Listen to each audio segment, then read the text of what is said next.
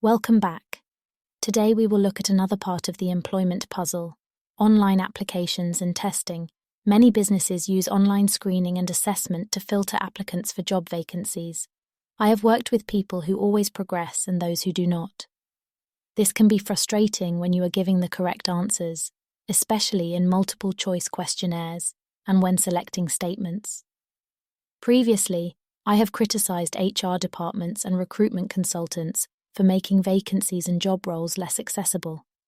Yes, they have their reasons, which we will cover in a moment, but online applications can still be a barrier to work for many, as it takes time to review each application, and a business may receive many thousands each week. Automating the initial process makes sense. Over time, these systems have become sophisticated and now use psychometric testing to assess intelligence, aptitude, skills, and personality. Psychometric tests are scientifically designed and tested to identify candidates who are best suited to the vacancy and the business. IQ tests assess a person's intelligence and skills. This marker accurately predicts a person's ability to learn and remember the skills required to complete the tasks. Since most of us are unable to understand quantum physics to the level required to work in that field, a physicist might be overqualified to work for a supermarket. So, what are employers looking for?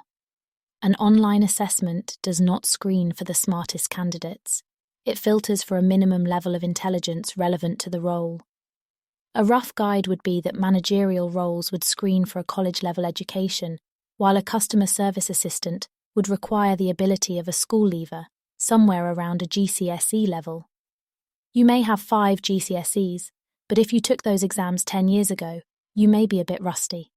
This is where lifelong learning comes into play. Have you seen people competing in crosswords and Sudoku puzzles? Well, that is lifelong learning, a continual effort to maintain cognitive ability. I strongly recommend that anyone who finds themselves looking for work should start refreshing their basic skills. If you already have qualifications, then those puzzles and brain trainers are a great way to revitalize your abilities. If you were not able to get qualifications, then now is the time. In the United Kingdom, Level 1 and Level 2 courses are freely available to everyone.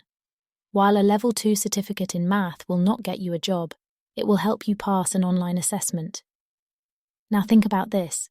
2 equally skilled athletes have a race. One has trained every day, while the other has sat playing computer games. Who would you bet on? Remember, employers are not looking for the smartest, they are just looking for a minimum level. If you are out of practice, then it's time to step up. How do you assess aptitude and personality? Well, a situational assessment is a good way of determining a person's reactions to work-related situations. We can describe a situation and then give them 3 responses to choose from.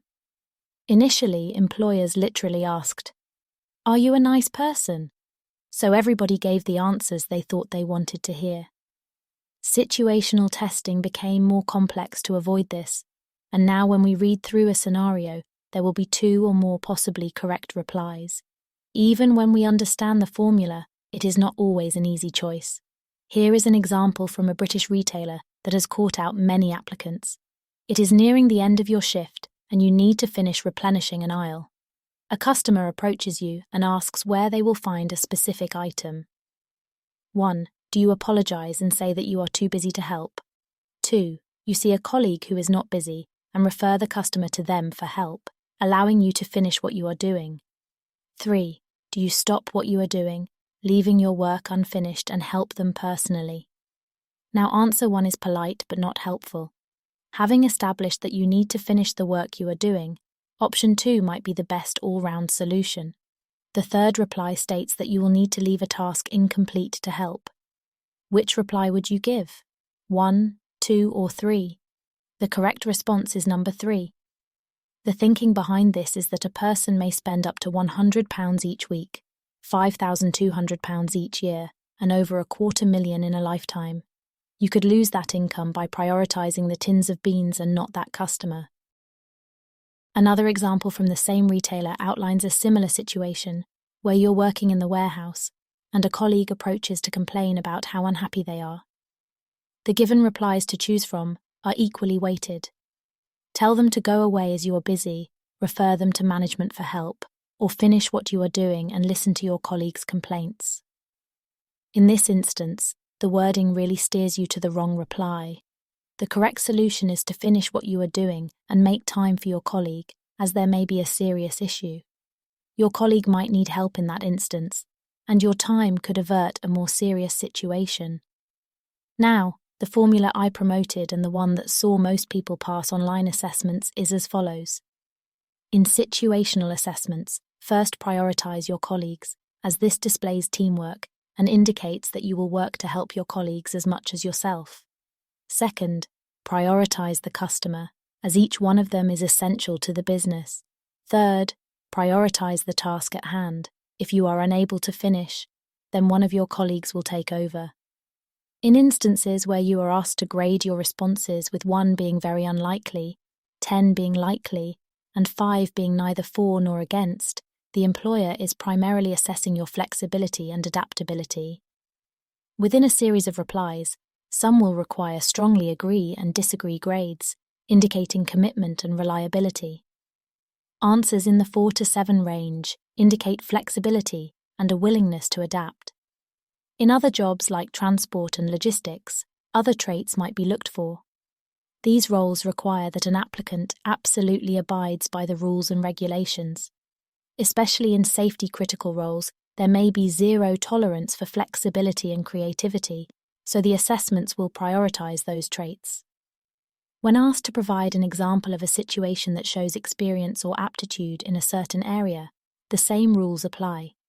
If you are required to demonstrate human interaction, then a person's welfare is prioritized over potentially dangerous situations where adherence to rules and procedures is more valued. When entering your employment history, you might refer to the National Careers Service job profiles, as their job descriptions are short, concise, and easily copied into your applications. Just make sure that the text accurately reflects your actual experience and abilities. Additionally, as with any other application, mistakes and errors will count against you, so check and double-check before submission. Finally, online applications and assessments are generally points-based. In each section, your entries will be scored, and your progress will depend on your final total. Like with all applications, you can ask for feedback and guidance if you are unsuccessful. This follow-up can identify areas that you need to develop, or small errors that, if corrected, will improve your chances next time. I once spent 3 days helping a friend complete a railway application using the formulas described in this series, and he was rejected. Upon requesting feedback, he was told that his application lacked one of the 32 criteria: cash handling experience. He then added experience from a part-time job he had held as a teenager and was successful on his second attempt. I hope this will help some of you better navigate online applications. If you have any questions, please ask.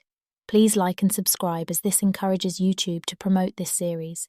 Remember, if I can do it, if they can do it, then you can do it. You are creative, resourceful, and whole. Next time, we will look at meeting your new employer and interview preparation.